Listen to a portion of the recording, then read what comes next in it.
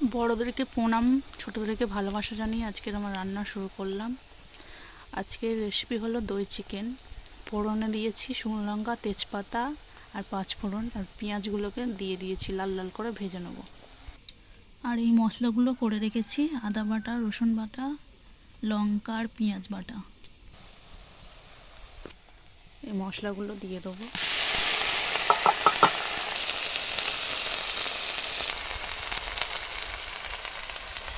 মাংসটা নিয়েছি দেশি চিকেন, পুরো আমাদের এখানকার একজন কাকিমার কাছ থেকে নেওয়া।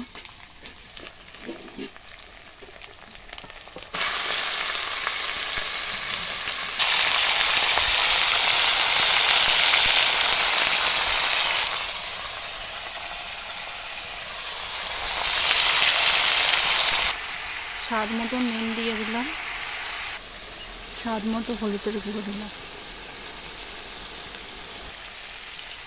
পরিমাণ মতো লঙ্কার গুঁড়ো দিলাম, ভেজে রাখা আলুগুলো দিয়ে দিলাম।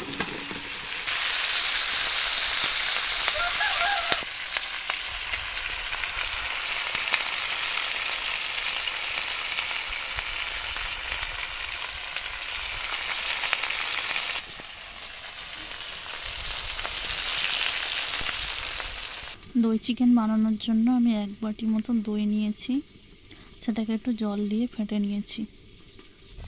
আমি এখানে সানরাইজের গরম মশলা ইউজ করব। সেটা ভালো করে কষানো হয়ে গেছে, এবার দইটা দিয়ে দেবো।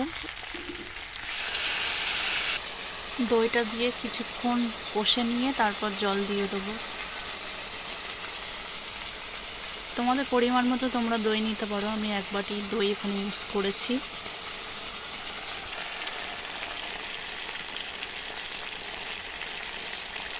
এখানে জল দিয়ে দেবো, একটু বেশি করেই জল দেবো, কারণ দেশি মুরগি না একটু সেদ্ধ হতে দেরি হয়, তো জলটা তোমরা চাইলে নিজেদের পরিমাণ মতো দিতে পারো।